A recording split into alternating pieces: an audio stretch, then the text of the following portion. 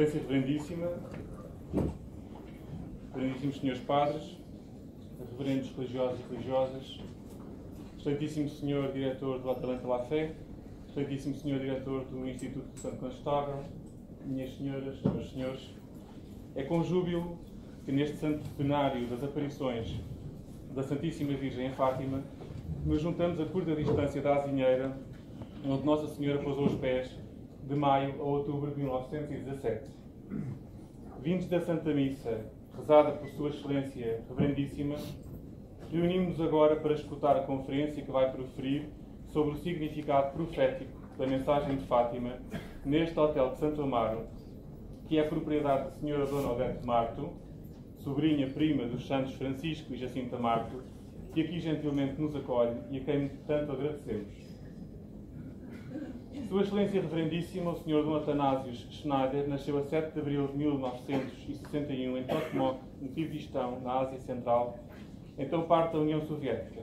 Os seus pais eram descendentes de alemães radicados na Ucrânia e Stalin mandava-os para os campos de concentração nos Montes Urais, sujeitando-os a trabalhos forçados. Depois da libertação, estabeleceram-se no Kirguistão, onde lhes nasceu o filho, que foi batizado com o nome de António, em honra de Santo António de Lisboa.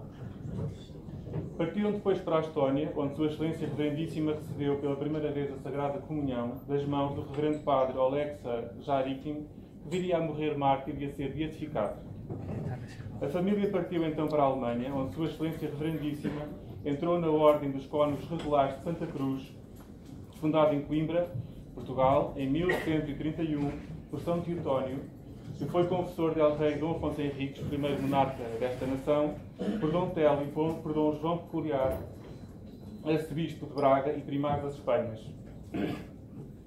Trata-se de uma ordem portuguesa que, depois de ter sido extinta em Portugal, viria a ser restaurada fora do nosso país. Como crúsio, Sua Excelência Reverendíssima recebeu o nome novo de Atanásios, em honra de Santo Atanásio o Grande, que foi bispo e inquebrantável combatente de heresias. Foi ordenado, obteve o grau de doutor em patrística em Roma.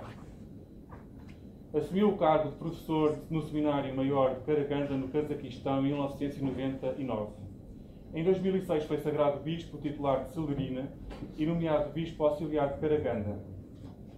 Trabalhou com muito empenho na construção da Sé Catedral de Astana, que foi Karaganda, correto, muito bem. Exatamente, dedicada a Nossa Senhora de Fátima, a quem a Arquidiocese foi consagrada. Para além da sua imensa devoção a Nossa Senhora de Fátima, Sua Excelência Reverendíssima é mundialmente conhecida pela sua tenaz defesa da Santíssima Eucaristia, pregando contra os incontáveis sacrilégios, ofensas e indiferenças cometidos contra Nosso Senhor Jesus Cristo, como o Anjo de Portugal denunciou aqui em Fátima em 1916. Sobre este tema tem realizado muitas conferências por vários países e publicou 2 livros traduzidos em várias línguas. Em Portugal foram editados os livros Dominus Est e Corpus Christi. Sua Excelência Reverendíssima apela com insistência ao regresso urgente ao modo de receber Nosso Senhor na Sagrada Comunhão, humildemente, de joelhos e na boca, como sempre se vê na Igreja. Sua Excelência Reverendíssima é, em tudo, um autêntico leão da fé, um incansável combatente da verdade e ardente na caridade, e por isso estamos muito gratos. Tendo planeado a sua peregrinação a Fátima com os bispos, não deixou de responder ao pedido dos amigos de Portugal e de Espanha. Está entre nós desde o dia 10 e já teve vários eventos. Hoje estamos aqui para um programa resultante do trabalho de vários amigos, entre eles os do Instituto Santo Condestável, em Coimbra, aos quais também muito agradeço, e especialmente aos amigos espanhóis do site Adelante la Fé. Trata-se de um site muito seguido em Portugal, que tem contribuído para a formação católica de inúmeras pessoas e, sobretudo, para o despertar das mesmas para a gravíssima crise em que a Igreja se encontra há décadas. Também aqui agradecemos ao Adelante pela sua coragem e determinação e pela promoção deste programa. Agradeço a todos pela vossa presença. Passarei a palavra ao Reverendíssimo Sr. Padre Javier Gonçalves, fundador do Adelante, não sem antes advertir que a conferência não deverá ser interrompida para perguntas ou comentários e que estes terão lugar próprio depois da mesma. Muito obrigado pela atenção. Sr. Padre. Muchas gracias. Mi nombre es Santiago, como el patrón de España, Santiago Navarro. Me dirijo a todos también desde aquí, brevemente. La mayoría es público portugués, hay algunos de habla castellana. Y para mí, como fundador de esta página Adelante la Fe, es una alegría grande estar aquí, pues porque estamos en Fátima, en el centenario, porque acabamos de celebrar una Santa Misa multitudinaria en la capilla también de la Resurrección con Monseñor Schneider, y porque hoy tenemos la oportunidad de escucharle de nuevo en una conferencia con un contenido tan interesante y seguro que de gran provecho espiritual para todos sobre el mensaje de Fátima. En estas breves palabras de cariño y de bienvenida que quiero mostrar representando a esta página de Adelante la Fe, que yo creo que es algo más que una página informativa, porque estamos poniendo nuestro pequeño granito de arena en defensa de la verdad, en defensa de la tradición católica, en defensa de la fe, y hacerlo además con sumo respeto, pero sin miedo. No obstante, o por así decirlo providencialmente, esta página nació el día del martirio de San Juan Bautista, que murió también por defender la verdad y no tuvo miedo a los poderes de este mundo. A él nos encomendamos desde el principio. Así que, sin más, damos gracias a Dios en el día de hoy por este encuentro, por estar aquí en Fátima, por tener a Monseñor Schneider con nosotros, y yo personalmente, en nombre de todos, le doy las gracias a Monseñor Atanasio Schneider por dedicarnos hoy su tiempo, por dedicarnos su inteligencia y dedicarnos su espiritualidad. Le recibimos con un cariñoso aplauso.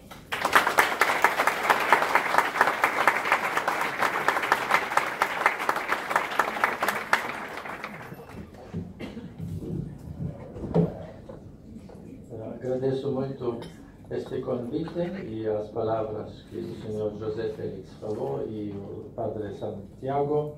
Agradeço a vossa presença, especialmente estou sempre contente como bispo de ver sacerdotes, e sacerdotes reconhecíveis como sacerdotes católicos, e irmãs, e a juventude, então, e de todas as idades, então somos realmente aqui como uma família, aqui a igreja deveria ser assim. Gostaria de falar hoje sobre o significado extraordinário da mensagem profética de Fátima. A inefável sabedoria e misericórdia da divina providência dá a cada época da história humana e da história da Igreja aqueles meios de ajuda mais necessários para curar as feridas espirituais e salvar os homens dos grandes desastres espirituais e materiais. Deus intervém normalmente nos momentos mais críticos da história humana e sagrada, através dessas profecias autênticas que são examinadas e aceitas pela Igreja, como é especialmente Fátima.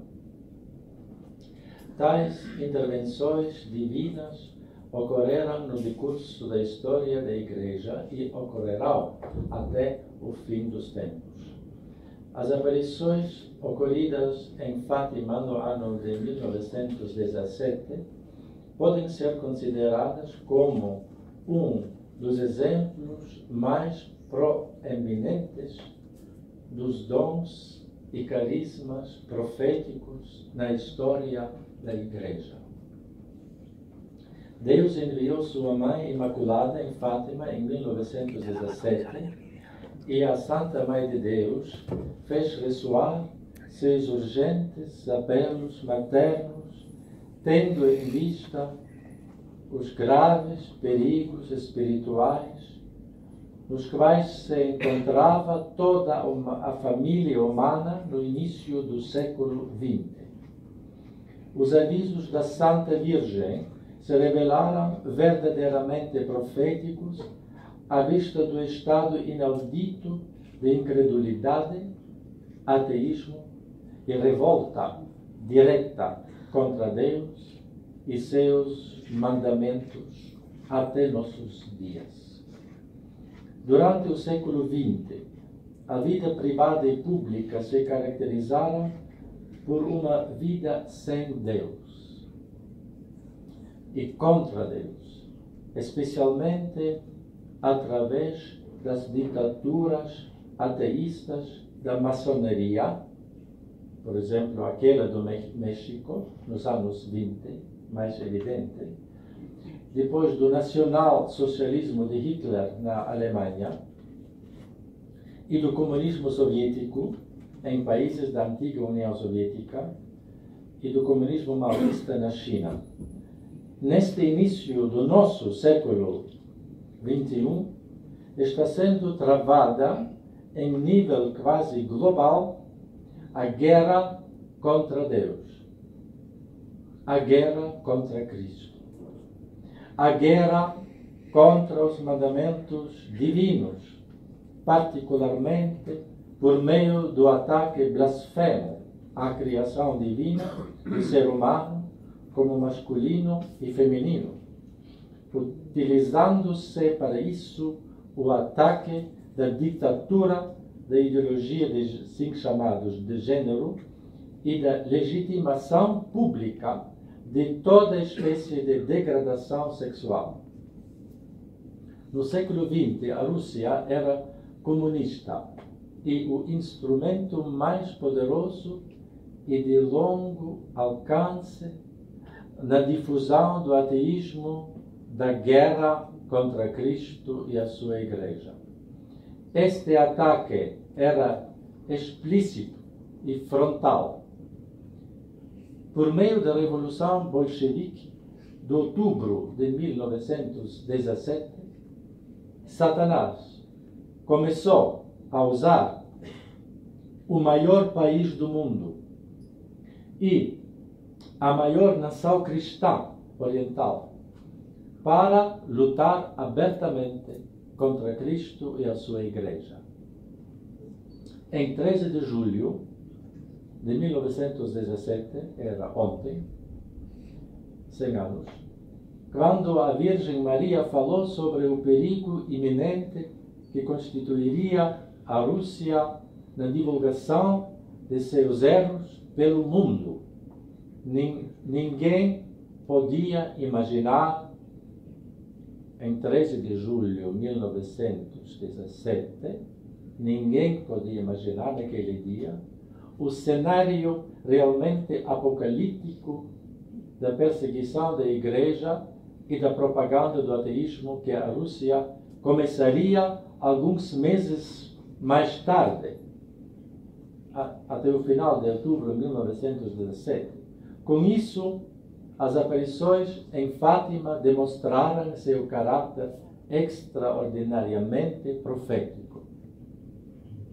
Como principal remédio contra o ateísmo teórico e prático, no qual a humanidade entrou na atual época histórica, a Santíssima Virgem Maria indicou a recitação do Santo Rosário, primeiro, o culto e a devoção ao seu Imaculado Coração, com a prática dos 5 primeiros sábados, e a consagração da Rússia ao seu Coração Imaculado. Consagração que deveria ser feita pelo Papa em união com todo o episcopado. O desprezo pelos mandamentos de Deus significa impiedade. E a impiedade leva muitas almas à condenação eterna. Em sua mensagem de Fátima, a Mãe de Deus indicou os pecados contra a castidade e o desprezo pela santidade do casamento como as causas mais frequentes da condenação eterna das almas. A Virgem Maria disse à Beata Santa Jacinta que, cito, os pecados que levam mais almas para o inferno são os pecados da carne e que serão introduzidas certas modas que ofenderão muito a Nosso Senhor. Aqueles que servem a Deus não deveriam seguir essas modas. A Igreja não tem modas. Que bonito. Que palavras de Nossa Senhora. Se nós hoje falaríamos isso, não? A Igreja não tem modas. Seríamos acusados de retrogrados, de conservadores, etc., de duros, de fariseus, etc. Mas falou Nossa Senhora diretamente, é uma citação. Repito, Nossa Senhora disse: a Igreja não tem modas. Então, Nossa Senhora não é fariseia. Ela não, como se diz, como alguns dizem que aqueles que dizem a verdade são fariseus. Não, Nossa Senhora falou isso. Continua, este era um pequeno excurso que eu fiz. Então, Nossa Senhora continua. Nosso Senhor é sempre o mesmo. Palavras de Nossa Senhora. Fim da citação. Além disso, Nossa Senhora disse ainda, cito, muitos casamentos não são bons. Eles não lhe agradam e não são de Deus. Fim da citação. São João Maria Vianney, o cura d'Ars, falava de forma análoga, como Nossa Senhora, em seus sermões. Cito, quão pouco a pureza é conhecida no mundo, quão poucos a apreciam, quão poucos se esforçam para preservá-la, quão pouco zelo temos em pedi-la a Deus, pois não podemos tê-la por nós mesmos. A pureza não é conhecida daqueles notórios e endurecidos libertinos que se abandonam às suas depravações. Em que estado estará uma alma assim quando aparecer diante de Deus? Pureza, ó Deus, quantas almas esse pecado arrasta para o inferno. Palavras de São João Maria Vianney, quase idênticas como a Nossa Senhora. Vejam. Então estamos em boa companhia. O caráter profético das palavras de Nossa Senhora tornou-se tão evidente em nossos dias que até na vida de algumas igrejas católicas particulares, dioceses, os pecados da carne e as uniões adúlteras são, na prática, aprovados através do ministério chamado pastoral, entre aspas, da admissão a eles à Sagrada Comunhão das pessoas assim chamadas divorciadas, que não têm divórcio diante de Deus, que intencionalmente continuam a ter relações sexuais com alguém que não é o seu cônjuge legítimo. Tal pseudo-pastoral será responsável pela condenação eterna de muitas almas. Repito, tal pastoral, antipastoral, de admissão destas pessoas à Sagrada Comunhão, será responsável pela condenação eterna das almas. Por que tal prática incentiva os homens a continuarem a pecar, a continuarem ofendendo a Deus e desprezando os seus mandamentos? A bem-aventurada Virgem Maria disse a Santa Jacinta, cito: se os homens soubessem o que é a eternidade, fariam qualquer coisa para mudar suas vidas. Os homens se perdem porque não pensam na morte de Jesus e não fazem penitência. Palavras de Nossa Senhora, repito, que é importante. Os homens se perdem porque não pensam na morte de Jesus. Não pensam e não fazem penitência. Agora volto de novo àquele assunto atual da antipastoral, dos assim chamados divorciados, que eles são dispensados de fazer penitência, imagina. Praticamente. A Mãe de Deus veio a Fátima, sobretudo, para fazer um apelo urgente e materno a fim de salvar as almas da condenação eterna. Ela mostrou, portanto, às crianças a realidade indizivelmente horrível do inferno. Ao mesmo tempo, apontou o caminho da penitência como único meio de evitar o inferno. Esta via da penitência tem uma dupla dimensão. Primeiro, atos de penitência como meio para, doravante, cessar de pecar.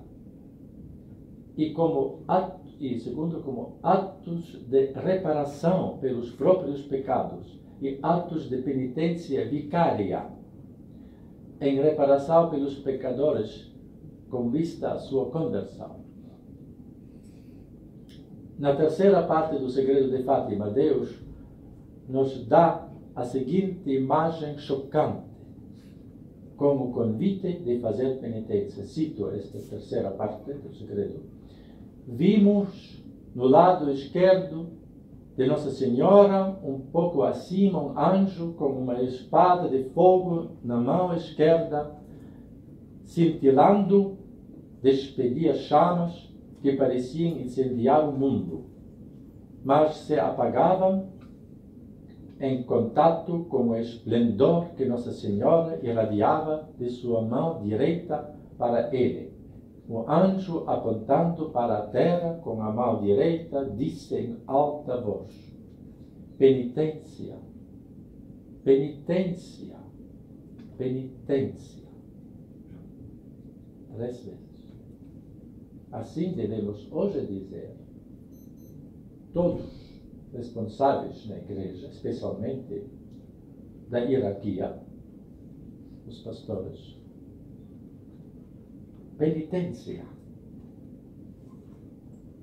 E não acalmar as pessoas para continuar a pecar, como se faz muitas vezes hoje. A Igreja deve, em nossos dias, proclamar novamente com vigor a verdade divina sobre a realidade da condenação eterna e do inferno, para salvar as almas imortais que poderiam, do contrário, perder-se por toda a eternidade. A existência de um inferno eterno é uma verdade de fé definida pela Igreja nos concílios, nos símbolos da fé e nos documentos do magistério. Nossa Senhora de Fátima considerou essa verdade de tal modo importante e pastoralmente eficaz que mostrou às pequenas crianças o inferno. Irmã Lúcia disse, cito: esta visão durou apenas um instante, graças à nossa boa Mãe do Céu, que em sua primeira aparição tinha prometido nos levar para o céu. Sem essa promessa, acho que teríamos morrido de terror e medo. E Nossa Senhora disse então às crianças: vistes o inferno, para onde vão as almas dos pobres pecadores. Para as salvar, Deus quer estabelecer no mundo a devoção ao meu coração imaculado. A irmã Lúcia continua a narrar em seguida, cito: Jacinta continuava sentada na pedra, pensativa, e perguntou: essa senhora também disse que vão muitas almas para o inferno. O inferno nunca termina, e nem o céu. Quem vai para o céu não sai mais de lá. E tampouco aqueles que vão para o inferno. Não vê que são eternos. Inferno e a eternidade. Façamos então pela primeira vez a meditação sobre a eternidade, sobre o inferno. O que mais impressionou Jacinta foi a eternidade. Assim as palavras de Lúcia. Jacinta, pouco antes de morrer, disse, cito: se os homens soubessem o que a eternidade é, eles fariam todo o possível para mudar suas vidas. Mortificação e sacrifícios agradam muito a nosso Divino Salvador. Palavras de Santa Jacinta. Então vejam, devemos hoje falar mais de sacrifícios, de mortificação, mas muitas vezes se faz o contrário. Se fala dos prazeres temporais, terrenos, etc. Das alegrias dos prazeres terrenos. O exemplo de Santa Jacinta, mostrado na seguinte citação, deveria nos mover profundamente e, em primeiro lugar, a todos os sacerdotes e fiéis, empurrando-nos para as palavras e ações concretas. Cito: a visão do inferno lhes havia causado tanto horror que todas as penitências e mortificações lhes pareciam nada, para conseguirem libertar algumas almas de lá. Jacinta, com frequência, se sentava no chão ou em alguma rocha e, pensativa, começava a dizer: o inferno, como me causam dor as almas que vão para o inferno. Voltando-se para mim, e o Francisco dizia: Francisco, não estais a rezar comigo? Precisamos rezar muito para salvar as almas do inferno. Tantos vão para lá, tantos vão para lá, disse Santa Jacinta. Então, o inferno não é vazio, é uma mentira, um engano cruel. Outras vezes perguntava: mas por que Nossa Senhora não faz ver o inferno aos pecadores? Se eles o vissem, não pecariam mais para não se condenarem.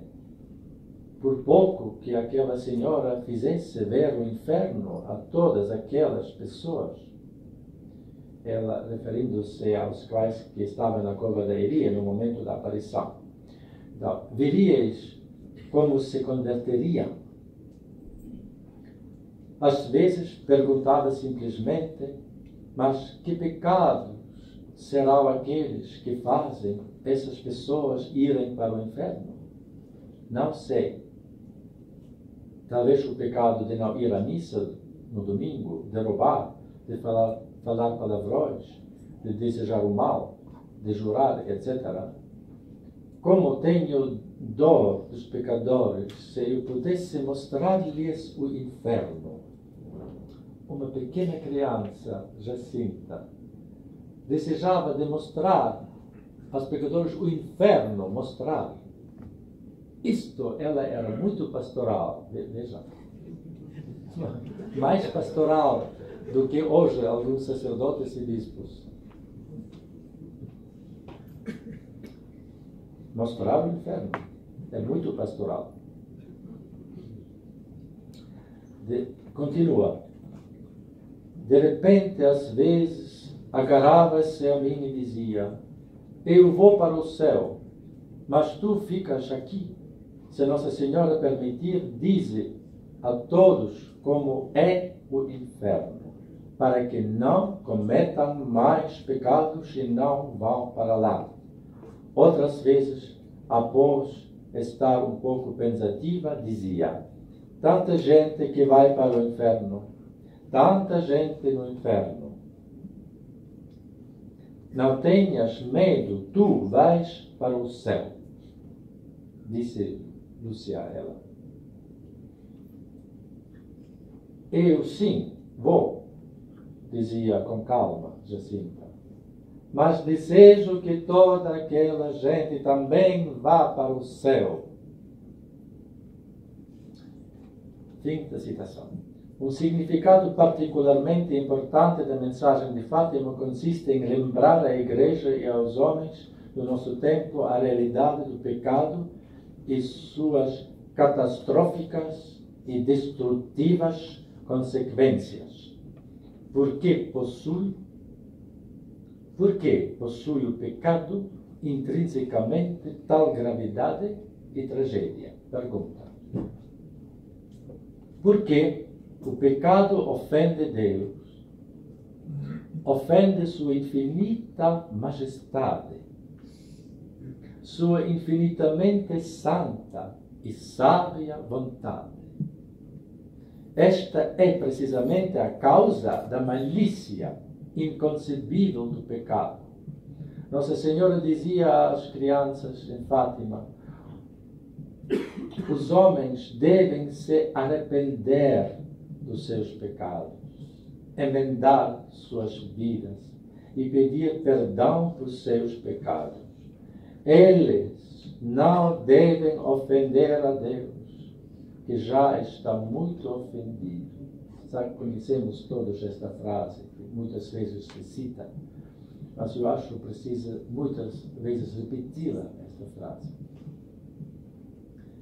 A irmã Lúcia escreveu: a parte da última aparição que atingiu o meu coração é o pedido de Nossa Mãe Celeste para pararmos de ofender a Deus, que já está muito ofendido. Nossa Senhora disse à irmã Lúcia: o bom Deus se deixa aplacar, mas queixa-se amarga e dolorosamente do número em extremo limitado de almas em estado de graça, dispostas a renunciar a tudo que a observância de sua lei exige delas. É conhecida uma afirmação do Papa Pio XII, dizendo, cito: o maior pecado no mundo de hoje consiste certamente no fato de que os homens começaram a perder o sentido do pecado. Isto é uma frase conhecida. Um dos principais apelos da mensagem de Fátima e do exemplo comovente de São Francisco e da Santa Jacinta pode ser expresso na seguinte pergunta: estou realmente pronto para aparecer perante o tribunal de Deus? Estou em estado de pecado? Sendo o pecado, em primeiro lugar, o pecado mortal, o maior desastre espiritual, uma das principais tarefas pastorais da Igreja consiste em admoestar os homens sobre o perigo do pecado, em pregar sobre a sua real gravidade, em conduzir a uma penitência autêntica pela graça de Deus em salvar os pecadores da morte eterna através das orações de intercessão e atos de reparação vicária. Os ministros da Igreja nunca deveriam minimizar o pecado, nem jamais falar de modo ambíguo sobre ele. Nunca os ministros da Igreja deveriam explícita ou implicitamente confirmar um pecador em seu estilo de vida pecaminoso. Como, por exemplo, no caso dos divorciados ditos estilos de vida pecaminosos. Tal atitude destes ministros da Igreja seria extremamente antipastoral e comparável a uma mãe que, vendo seu filho correndo em direção a um precipício, lhe falasse de modo ambíguo. Qual mãe faria isso? Vendo seu filho se aproximando do precipício, fala de modo ambíguo. Na verdade, tal atitude de uma tal mãe não seria de uma mãe, mas de uma madrasta. Portanto, esses clérigos hoje, que mais frequentemente em nosso tempo confirmam os divorciados ditos recasados, até ditos divorciados, porque não são divorciados diante de Deus, para eles continuarem a praticar o adultério, estes clérigos se comportam como madrastas, cruéis. A chamada nova pastoral da misericórdia para com esses divorciados recasados, propagada especialmente pelo cardeal Casper e por seus aliados clericais, e até mesmo por conferências episcopais inteiras, é, em última análise, cruel. Imagina, uma pastoral cruel, mas com máscara de misericórdia.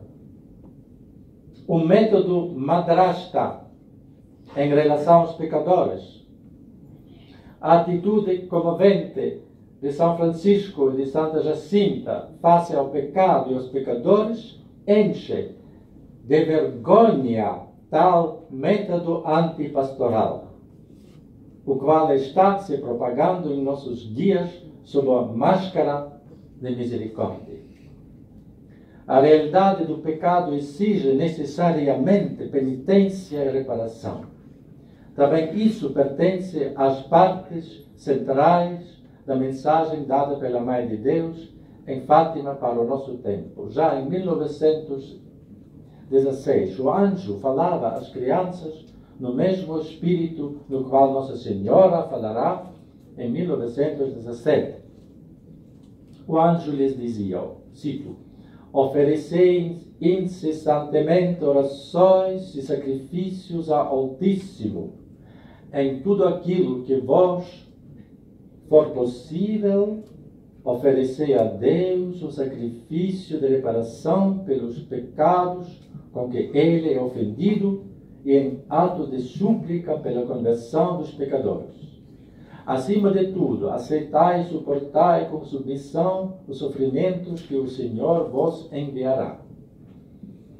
Fim das palavras do anjo. No dia 13 de julho de 1917, Nossa Senhora disse, cito, continuai a vir aqui. Em outubro direi quem eu sou e o que quero, e farei um milagre para que todos possam ver, para crer. Sacrificai-vos pelos pecadores. E dizei muitas vezes, especialmente fazendo algum sacrifício, ó Jesus, é por vosso amor, pela conversão dos pecadores, em reparação pelos pecados cometidos contra o Imaculado Coração de Maria. Devemos deixar-nos comover e inspirar no exemplo dos pastorinhos de Fátima para crescermos no espírito de expiação e reparação pelos pecados. Eles sofriam sede pois não havia uma gota de água perto do local. Em vez de reclamar, Jacinta, de 7 anos, parecia estar feliz. Como é bom, dizia ela, tenho sede, mas ofereço tudo para a conversão dos pecadores. Lúcia, a mais velha das 3 crianças, sentia-se responsável por cuidar de seus primos, e assim ela foi a uma casa próxima para pedir um pouco de água. A irmã Lúcia continua. Dei a jarra de água a Francisco e lhe disse que bebesse. Eu não quero beber, respondeu o menino de 9 anos. Quero sofrer pelos pecadores. Bebe-o, Jacinta.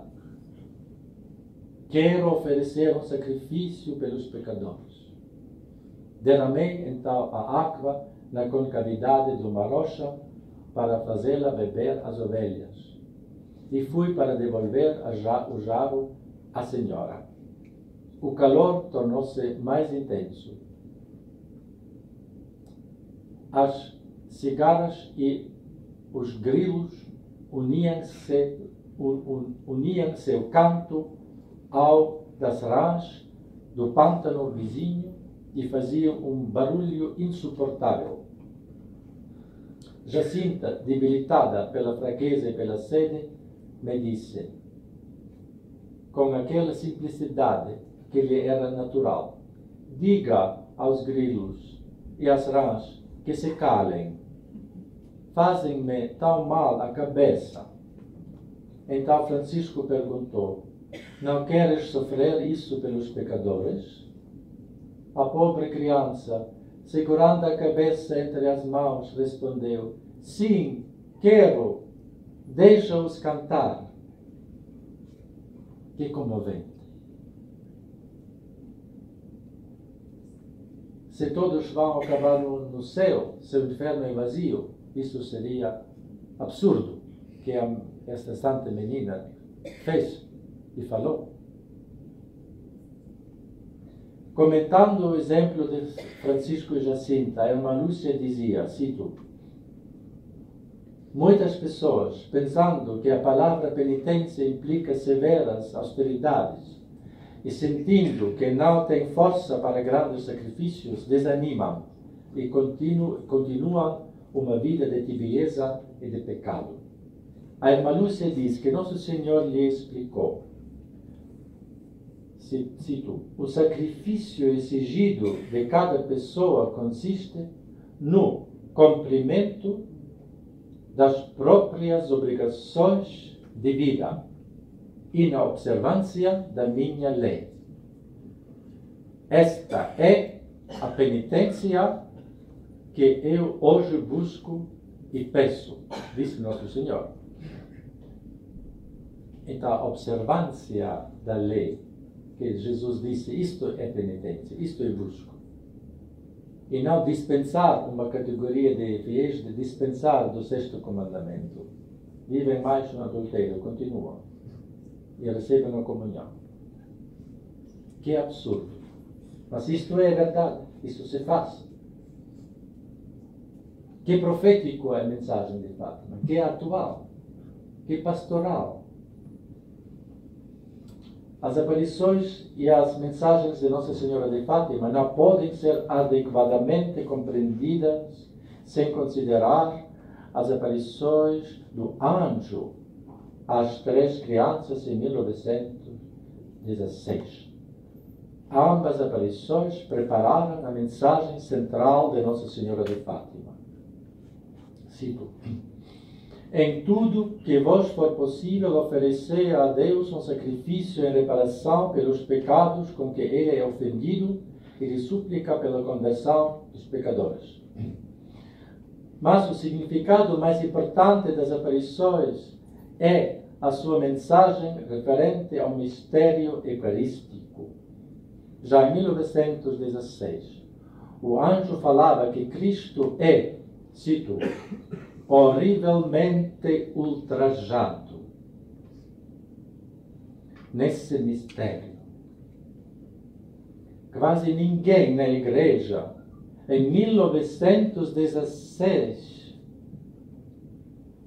podia imaginar os horríveis ultrajes a Cristo no sacramento da Eucaristia que seriam perpetrados em um nível espantoso e amplamente generalizado, até mesmo no meio da vida da Igreja, como é o caso de nossos dias, principalmente devido à prática de dar a Sagrada Comunhão na mão.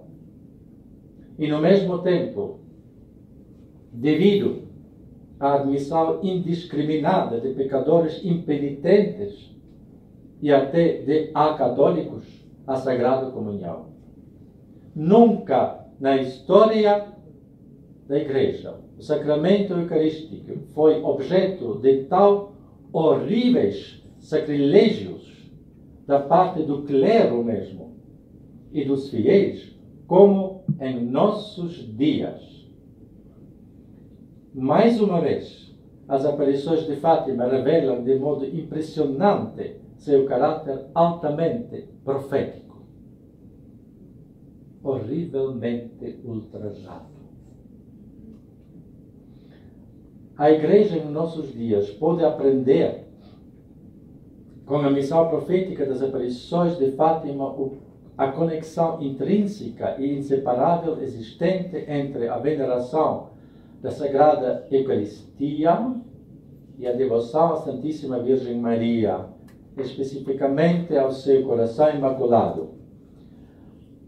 A propagação da devoção do Imaculado Coração é simultânea e conexa a uma verdadeira renovação do culto de adoração eucarística. Concretamente falando, deve estar relacionada com a restauração do culto também externo, da sacralidade e reverência na celebração da missa, especialmente no tocante ao rito e à disciplina da recepção da Sagrada Comunhão. Só quando o reino de Cristo, do nosso Rei Eucarístico, voltar a ser restaurado em todo o seu esplendor, em todo o mundo católico, é que virá o reino e o triunfo do coração imaculado de Maria. O reinado do coração imaculado é intrinsecamente eucarístico e pré-requisito para uma verdadeira paz no mundo. Um dos maiores devotos de Nossa Senhora de Fátima e um dos mais zelosos promotores de seu culto de Fátima foi o piedoso e corajoso leigo brasileiro Dr. Plínio Correia de Oliveira. Já em 1944, ele apresentou de modo profundo e perspicaz a atualidade das aparições de Fátima, e cito, de 1944, reuniram-se os técnicos, que são hoje os reis da terra, juntamente com os banqueiros, construíram uma paz sem Cristo, uma paz contra Cristo. O mundo se afundou ainda mais no pecado, a despeito da mensagem de Nossa Senhora. Em Fátima, os milagres se multiplicavam às dezenas, às centenas, aos milhares. Ali estavam eles, acessíveis a todos, podendo ser examinados por todos os médicos de qualquer raça e religião. As conversões já não tinham número. E tudo isto, não obstante, ninguém dava ouvidos a Fátima. 1944, ninguém dava ouvidos a Fátima. Uns duvidavam sem querer estudar, outros negavam sem examinar, outros criam mais queriam, mas não tinham coragem de o dizer. A voz da senhora não se ouviu. Passaram-se mais de 20 anos. Um belo dia, sinais estranhos se viram no céu. Era uma aurora boreal noticiada por todas as agências telegráficas da Terra. Do fundo de seu convento, Lúcia escreveu ao seu bispo. Era o sinal, e dentro em breve a guerra viria. A guerra veio dentro em breve. Ela está aí e hoje se cuida novamente de reorganizar o mundo. Então, era aquela conferência de Yalta, para dividir o mundo inteiro entre comunistas e capitalistas, digamos, maçons. Então, para reorganizar o mundo, aos últimos clarões desta luta potencialmente já vencida. Se hoje ouvirdes sua voz, não endureciais vossos corações, diz a Sagrada Escritura. Inscrevendo a festa de Nossa Senhora de Fátima no rol das celebrações litúrgicas, a Santa Igreja proclama a perenidade da mensagem de Nossa Senhora dada ao mundo através dos pequenos pastores. No dia de sua festa, mais uma vez, a voz de Fátima chegou a nós. Não endureçamos nossos corações, porque só assim teremos achado o caminho da paz verdadeira. Fim da citação de Dr. Plínio Correia de Oliveira, 1944. Vejam, não endureçais vossos corações. Estes são aqueles que continuam a pecar, aqueles pastores que incentivam os adúlteros de continuar. Eles são endurecidos, não nós, que pedimos a conversão deles. A irmã Lúcia considerou a nossa época como sendo próxima dos últimos tempos, e isso pelas 3 seguintes razões, que ela explicou a Padre Agustín Fuentes durante uma entrevista em 26 de dezembro de 1957, então, 60 anos atrás. Vale a pena citá-la, cito esta entrevista. A primeira razão é que ela, quer dizer, Nossa Senhora, me disse que o demônio está prestes a travar uma batalha decisiva contra a Virgem. E essa batalha decisiva é o confronto final, do qual um lado sairá vitorioso e outro derrotado. Devemos escolher a partir de agora que lado tomar, seja como Deus ou como o demônio. Não há outra possibilidade. A segunda razão é que ela disse a mim e aos meus primos que o Senhor tinha decidido dar ao mundo os 2 últimos remédios contra o mal, que são o Santo Rosário e a devoção ao Imaculado Coração de Maria. Esses são os 2 últimos remédios possíveis, o que significa que não haverá outros. A terceira razão é que, nos planos da Divina Providência, quando Deus é impelido a punir o mundo, antes de o fazer, tenta corrigi-lo com todos os outros remédios possíveis. Esta misericórdia divina. Agora, quando vê que o mundo não presta atenção à sua mensagem, então, como dizemos em nossa linguagem imperfeita, ele nos oferece, com certo temor, a última chance de salvação. A última chance de salvação é a intervenção de sua Mãe Santíssima. Ele o faz com certo temor, porque se, inclusive, esse último recurso não tiver sucesso, não poderemos mais esperar nenhum tipo de perdão do céu, porque estaremos manchados por aquilo que o Evangelho chama de pecado contra o Espírito Santo. Este pecado consiste na aberta rejeição, plenamente consciente e voluntária, da salvação que nos é oferecida. Não nos esqueçamos que Jesus Cristo é um filho muito bom e não nos permitirá ofender e desprezar sua Mãe Santíssima. Vejam, esta frase eu acho importante, repito, que Jesus Cristo é um filho muito bom. Jesus não nos permitirá ofender e desprezar a sua mãe.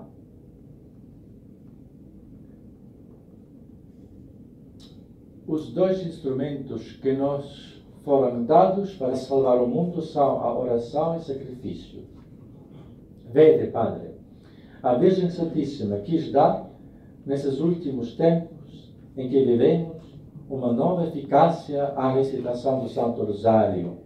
Ela tem de tal modo reforçado a sua eficácia que não há problema, por mais difícil que seja, de natureza material ou especialmente espiritual, na vida privada de cada um de nós, ou de nossas famílias, das famílias de todo o mundo, das comunidades religiosas, ou mesmo da vida dos povos e das nações, que não possa ser resolvido pela oração do Santo Rosário. Não há problema, eu vos digo, por mais difícil que seja, que não possa ser resolvido pela recitação do Santo Rosário. Com o Santo Rosário salvar-nos-emos, nós santificaremos, consolaremos Nosso Senhor e obteremos a salvação de muitas almas. Finalmente, a devoção ao Imaculado Coração de Maria, Nossa Mãe Santíssima, consiste em considerá-la como sede de misericórdia, da bondade e do perdão, e como o caminho seguro através do qual entraremos no paraíso. Fim da entrevista de Irmã Lúcia, 60 anos atrás. Possa a Igreja em nossos dias ouvir o que o Espírito lhe diz, por meio de palavras do anjo de Fátima, através do heroico exemplo de vida de São Francisco e de Santa Jacinta, e, em primeiro lugar, por meio das palavras de Nossa Senhora, a Mãe de Deus, nossa Mãe e Mãe espiritual de toda a humanidade. A atualidade de Fátima consiste em preparar a Igreja do nosso tempo para uma impávida confissão da fé católica e até mesmo um martírio, como podemos perceber na terceira parte do segredo de Fátima. No entanto, Fátima permanece um verdadeiro sinal profético de esperança, porque Nossa Senhora prometeu um tempo de paz e o triunfo do seu coração imaculado. O significado profético da mensagem de Fátima, no seu conjunto, inclui as aparições do anjo, as palavras e o heroico exemplo de vida dos 3 pastorinhos e, principalmente, as exortações maternas da própria bem-aventurada Virgem Maria. Na oração com a qual o Papa João Paulo II consagrou em 24 de março de 1984 o mundo ao Imaculado Coração de Maria, ele deixou para a Igreja e a humanidade do nosso tempo a seguinte súplica ardente, na qual ele resumiu as questões mais importantes do significado profético da mensagem de Fátima, e assim eu termino com estas palavras de João Paulo II. Ó Imaculado Coração, ajudai-nos a vencer a ameaça do mal que tão facilmente se enraiza no coração destes homens de hoje e cujos efeitos incomensuráveis já pesam sobre o mundo contemporâneo. Dos pecados contra a vida humana, desde o seu início, livrai-nos. Do ódio e do aviltamento da dignidade de filhos de Deus, livrai-nos. Da prontidão em pisar os mandamentos de Deus, livrai-nos. Vejam, prontidão em pisar os mandamentos de Deus. Livrai-nos dos pecados contra o Espírito Santo. livrai-nos. Que se revele mais uma vez na história do mundo o poder infinito do amor misericordioso. Que ele termine o mal, transforme as consciências. No teu coração imaculado, revele para todos a luz da esperança. Obrigado por vossa atenção.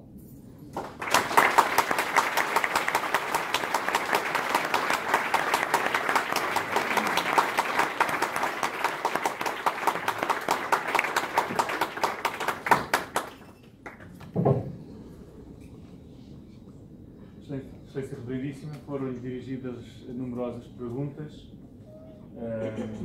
Fez-se um resumo dessas perguntas. Esse resumo resultou em 5 perguntas ou 5 temas. Eu vou ler devagar para que as pessoas de Espanha e outros países possam perceber. Primeira pergunta. Excelência Reverendíssima, no suposto terceiro segredo de Fátima, revelado há uns anos, o próprio Vaticano publicou a sua interpretação de que o referido bispo vestido de branco era o Papa João Paulo II, no dia em que tentaram assassiná-lo. Que pensa Vossa Excelência Reverendíssima desta interpretação? Bem, esta interpretação certamente não é uma interpretação, uma palavra ex cathedra, infalível. Então, é um modo de ver, que também podia ter outros. Somente uma interpretação. Penso que aqui a Santa Sé não reclamava o caráter infalível. É legítimo pensar do outro jeito também. Então, mas eu penso que lá se diz, na terceira parte do segredo, que este bispo vestido em branco, quer dizer, o Papa, foi assassinado, realmente assassinado. No caso de João Paulo II, ele não foi assassinado propriamente, ele sobreviveu. Pode ser, então eu não quero dizer, eu penso que pode ser também outras interpretações. Muito obrigado. Segunda questão. Há muitas questões no mesmo sentido de não se compreender que depois da queda do comunismo se continue a pensar que é necessária a consagração da Rússia ao Imaculado Coração de Nossa Senhora. A irmã Lúcia disse certa vez que uma das consagrações feitas pelo Papa João Paulo II era boa. Qual é o sentido de continuar pedindo pela consagração quando pode parecer que os factos já indicam que ou se fez ou que passou já o momento de fazer? Bem, como sabemos que esta consagração em 1984, o Santo Padre João Paulo II, que agora eu digo infelizmente, não mencionou a Rússia explicitamente. Não. Então, mas recentemente, quando nós em Caragandá, na Catedral de Fátima, tínhamos celebrado em 13 de maio o centenário, e era um congresso mariológico, e o Santo Padre Papa Francisco mandou o seu legado pontifício para nós, Cardeal Cordes. Ele, durante a homilia, diz publicamente isso, por isso eu posso referir a vocês a mesma coisa. Então, sobre estas circunstâncias. Então, ele disse-nos que algum tempo após esta consagração, o Cardeal Cordes estava com o Papa, almoçando, jantando, um círculo muito restrito, e lá o Cardeal perguntou ao Santo Padre por que não mencionou a Rússia explicitamente. E o Papa disse: eu quis, eu preparei isso explicitamente, mas a diplomacia vaticana me desaconselhou. Diplomacia vaticana. Então, estas palavras que o Cardeal falou publicamente, eu somente cito o Cardeal, e então que você saiba. Então, foi uma pressão, uma certa pressão por diplomacia. Bem, então vejam, o Papa João Paulo II quis explicitamente, não foi possível fazer isso. Então, embora que a Irmã Lúcia falou a consagração é boa, ou até, se me não engano, ela falou que o céu aceitou a consagração. Aceitou. Mas vejam, certamente aceitou, porque foi um ato meritório que se o Papa faz uma oração bonita e espiritual, o céu vai aceitar. Também cada oração de nós, se fizermos de coração sincero, o céu aceita. Imagina quanto mais o Papa. Bem, então aceitou certamente. Mas isto não contradiz que um ato em si bom, como era aquela consagração, em 84, podia ser feito ainda mais perfeito. Por que não? Como forma explícita. Assim eu vejo que talvez deveria ser feita como forma mais explícita, mais perfeita. Então o céu também vai aceitar isso. Excelência Reverendíssima, muitos pais estão muito preocupados com a invasão da ideologia de género e do doutrinamento dos seus filhos por todos os meios disponíveis, incluindo a escola, em muitos países. Os pais veem-se impotentes perante a força da comunicação social e perante toda a sociedade, não podendo defender-se, sentindo um verdadeiro temor em relação aos seus filhos. Como devem agir estes pais? Como podem salvar os seus filhos? Então, a situação agora descrita nos mostra claramente, evidentemente, que nós vivemos numa ditadura. Despertamos-nos.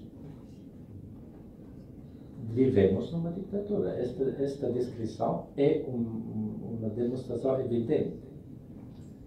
Então, vivendo numa ditadura, então, recordem-se como as outras gerações viveram na ditadura nazista, na ditadura comunista. Sim? E nós vivemos hoje na ditadura neomarxista do homossexualismo e desta teoria do gênero, que é uma perversão da criação de Deus, é uma revolta contra a criação de Deus, que nos criou mulher e homem. E Deus viu que é bom ser dois sexos, que é bom que Deus disse isso. E não tem terceiro ou quarto ou outro. E o resto é uma blasfêmia, uma revolta contra Deus nesta criação, neste sentido, que toca quer dizer, o centro mais vital da humanidade, que é a procriação, e não somente a procriação, o matrimônio, a família. Então, e aqui devemos fazer tudo possível para pais e outros, para fazer resistência, e não temem. Por enquanto, nós não temos campos de concentração aqui na Europa. Se vocês vão fazer resistência, por enquanto não vão vocês acabar num campo de concentramento ou numa prisão. Talvez uma prisão pode ser, se vão contrariar estas coisas. Então, fazem, não tenham medo, fazem tudo possivelmente, mas todos os meios legais para fazer resistência. E, se for possível, tiram os seus filhos destas escolas, porque são quase todas invadidas, e, se é possível, criam escolas próprias, privadas, para defender os seus filhos. Muito bem. Muito obrigado. Recentemente foi publicada uma carta da Congregação para a Doutrina da Fé, dirigida ao Superior-Geral da Fraternidade Sacerdotal de São Pio X, na qual parece que, por parte de Roma, se faz uma marcha atrás, voltando ao ponto em que ficou com o Papa Bento XVI.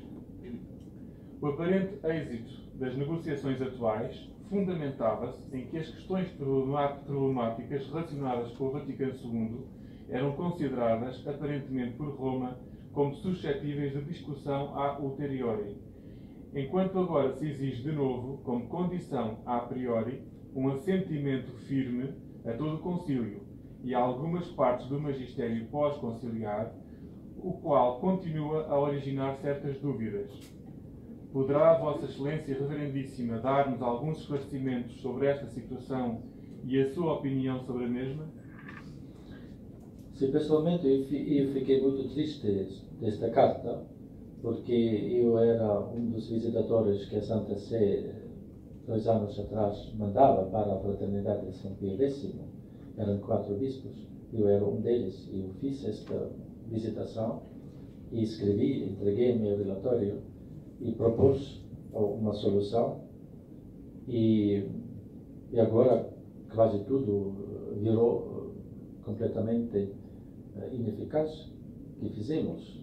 Eu acho uma coisa muito antipastoral, que esses todos 3 anos que a Santa Sé procurava com essas visitações, etc., de seguir não um caminho do maximalismo, mas realmente pastoralmente integrar esta realidade da Igreja, da Fraternidade de São Pio X, para dar-lhes uma chance de participar plenamente na estrutura da Igreja. Eu acho um gesto muito antipastoral e contrário a toda a retórica da misericórdia que se faz.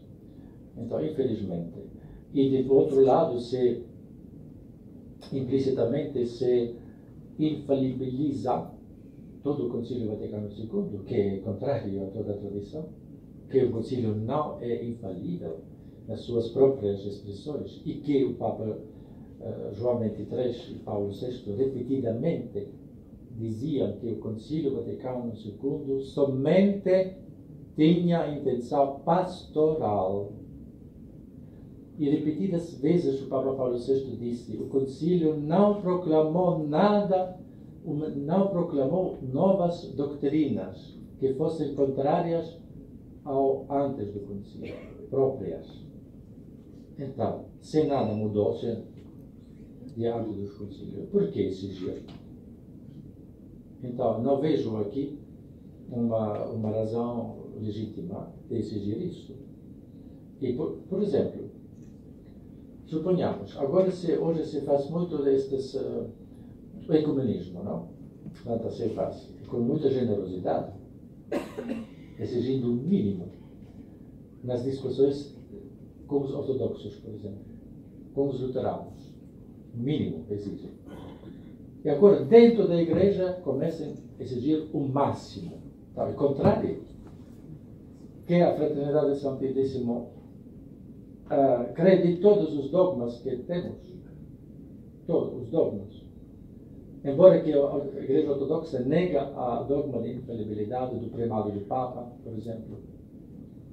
E lá a Santa Sé é muito cauto, para não exigir muito, somente aquilo que é indispensável. Por exemplo, suponhamos, eu conheço bem os ortodoxos, porque vivo lá, no meio deles, então, eu conheço eles, a mentalidade deles. Suponhamos que eu acredito que é depois uma outra coisa da consagração da Rússia, a conversão da Rússia, para mim, não somente para mim, tem outras pessoas também, e também até um bispo clandestino, santo, que faleceu lá no Cazaquistão, ele teve a mesma opinião.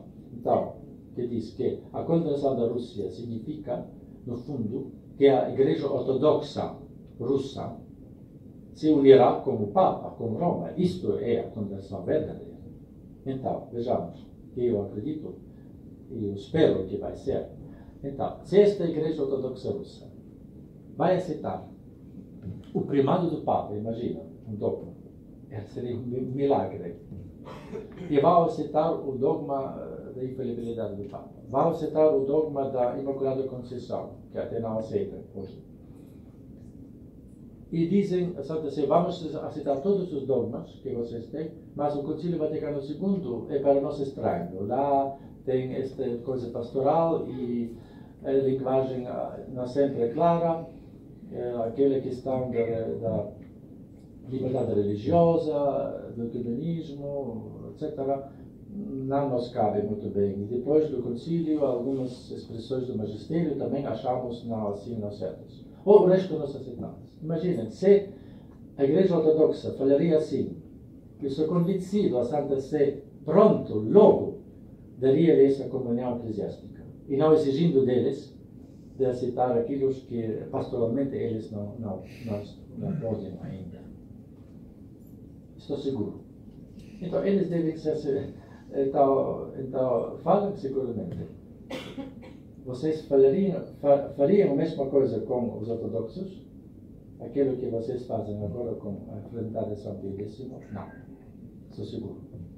Então, por isso, eu acho este todo procedimento com muitas dúvidas, mas, no entanto, a providência divina age sempre na Igreja. Então, se talvez não chegou agora o tempo, vai chegar o tempo que Deus está. Muito obrigado. Vossa Excelência Reverendíssima, certa vez defendeu a criação de um novo sílabus sobre os principais erros que circulam na Igreja desde o Vaticano II. E há pouco tempo apontou para alguns aspectos da Lumen Gentium que necessitam ainda de esclarecimento. Não acha, Vossa Excelência Reverendíssima, que há um excessivo foco nos últimos 4 anos e pouco interesse em analisar como se chegou a esta situação?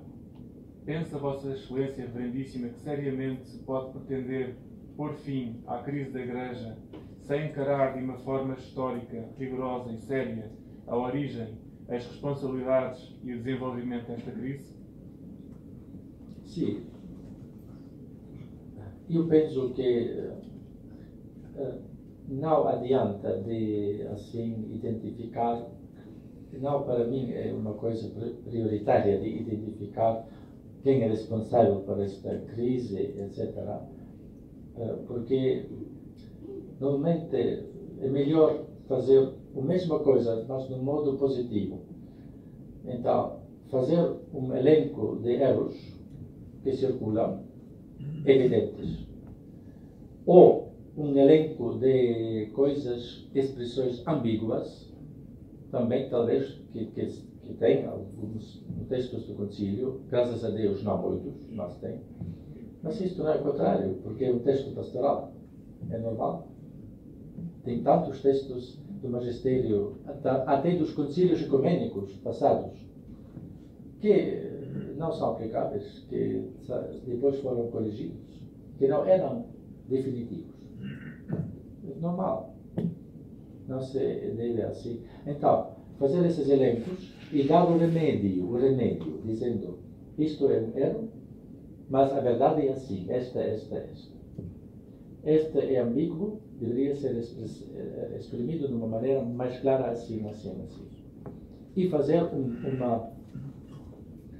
para mim, uma nova profissão fide, uma nova profissão de fé, que cada antes da ordenação sacerdotal, antes da consagração episcopal, antes de receber a dignidade do cardeal, e até que penso que, no início que um novo Papa assume o seu munus de Papa, deveriam proferir esta profissão de fé, detalhada, muito clara, referente aos erros mais espalhados no nosso tempo. Isso eu penso, isso seria suficiente, porque com isso se esclarece as coisas com o tempo. E não, sem fazer acusações, aquele é responsável, porque essas acusações criam sempre depois alguns atritos não necessários.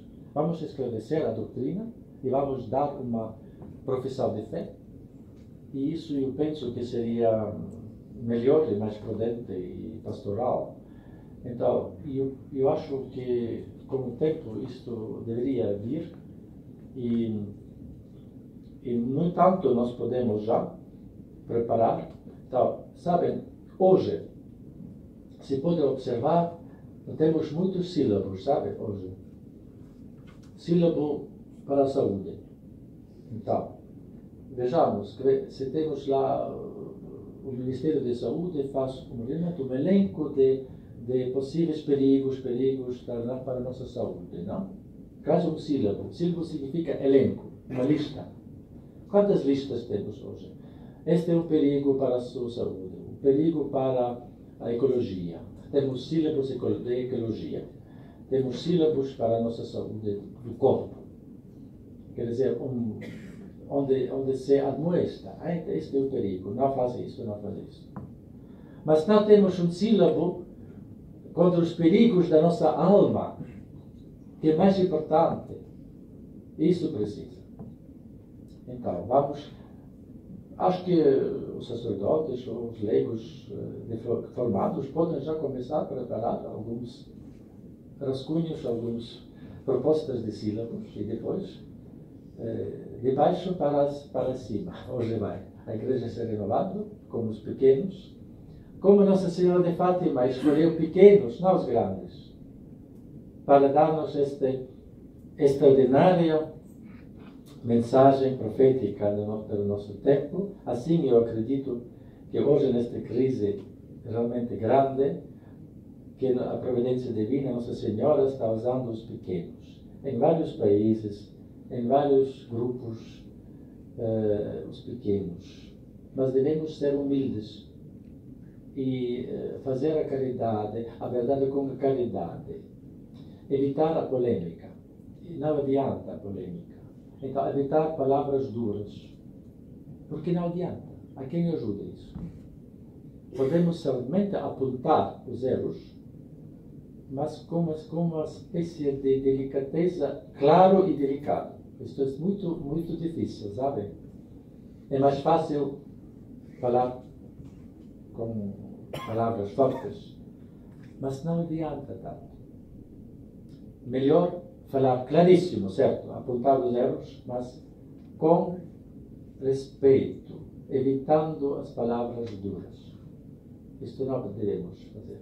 Então, esses pequenos grupos, estes são para mim como pequenas luzes que o Espírito Santo acende neste ambiente das trevas que vivemos, da confusão, e sempre mais pequenas luzes. E se mais uma vez uma luz mais acesa, será mais claro na igreja. Flores de primavera, pequenos, assim se renova a igreja, não? Com isto, com os pequenos. E muitas vezes eu digo, não com a nomenclatura hoje se renova, mas com os pequenos. Pequenos não penso na idade biológica, pequenos, mas pequenos no sentido espiritual, porque nós não temos, digamos, não pertencemos àqueles que têm poder na igreja ou nos outros. Então, eu quero isto desejar a todos nós, de ter este espírito dos pastorinhos, dos santos, e o espírito de Nossa Senhora de Fátima, para renovar, dar nosso contributo para a renovação da igreja e rezar muito pelo Santo Padre, como Nossa Senhora exigiu, Fátima, rezar muito pelo Santo Padre. E não somente rezar, Pedro, sacrificar-se, fazer sacrifícios. E Nossa Senhora vai intervir. Obrigado.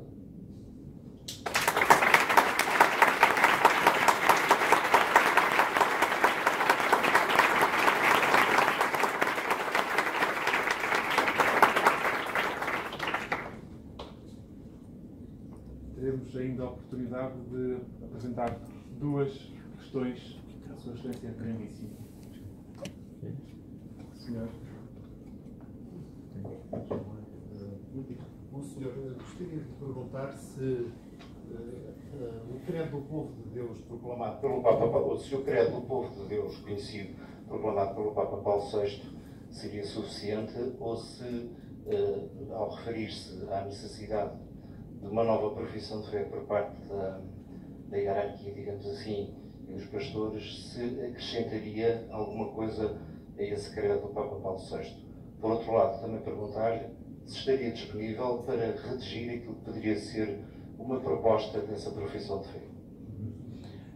Sim, eu penso que o credo do Papa Paulo VI não é suficiente, porque, entretanto, nestes anos, surgiram novos erros especialmente estamos vivendo agora, que eu falei acerca da moral, da disciplina dos divorciados dessas todas novos erros, aquele relativismo acerca que a Igreja Católica é a única religião que Deus quer, única e único caminho. Isto falta também, às vezes, ou também não estão expressos no credo de Paulo VI, porque naquele tempo não era ainda tão divulgado este erro.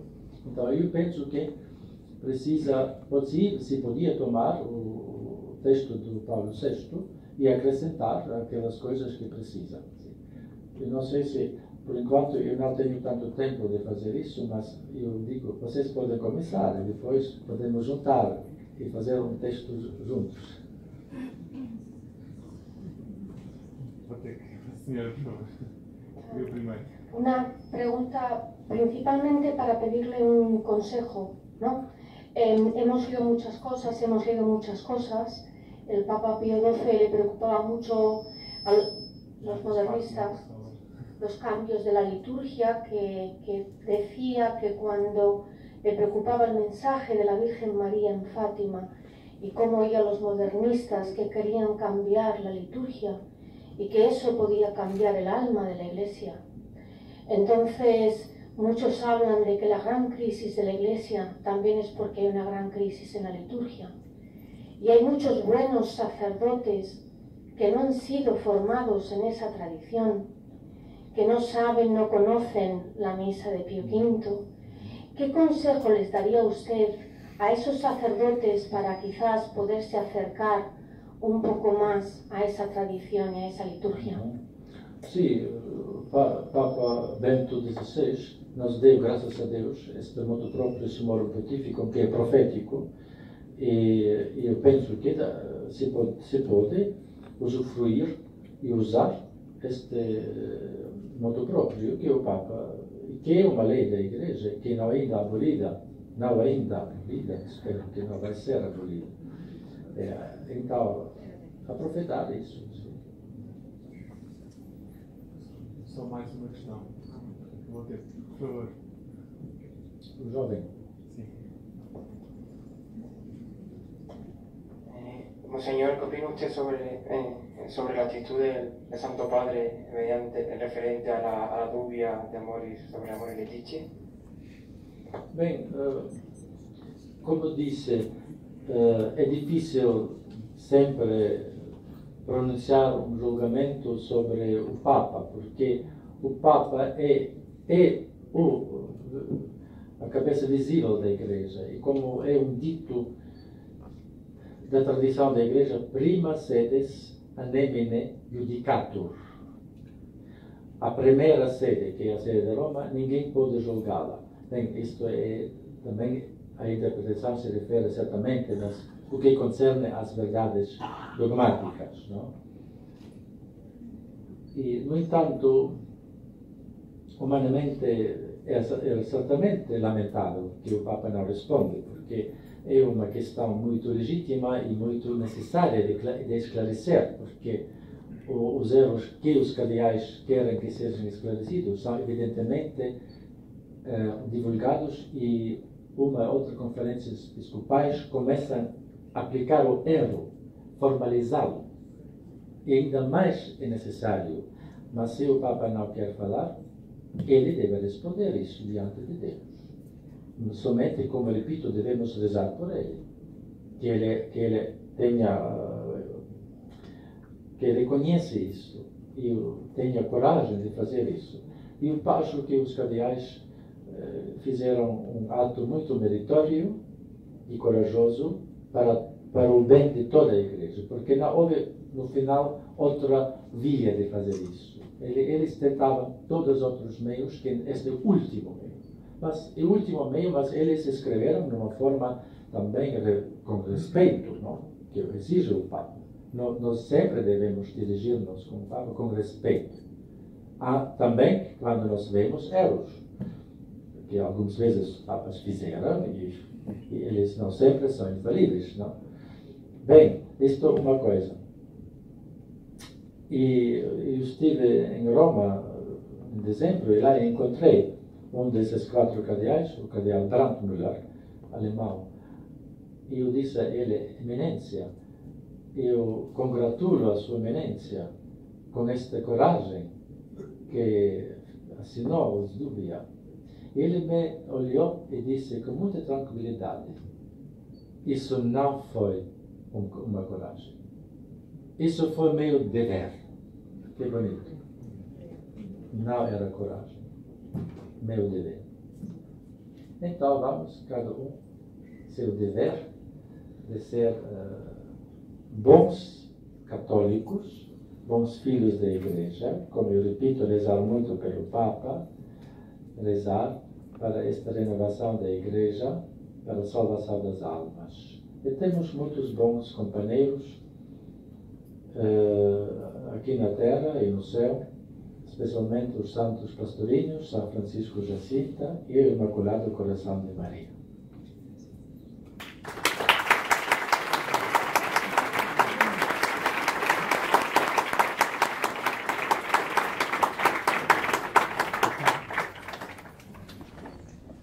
Brevemente, agradecemos a Vossa Excelência Reverendíssima pela conferência com palavras tão pungentes, comovedoras e esperançosas, e por todos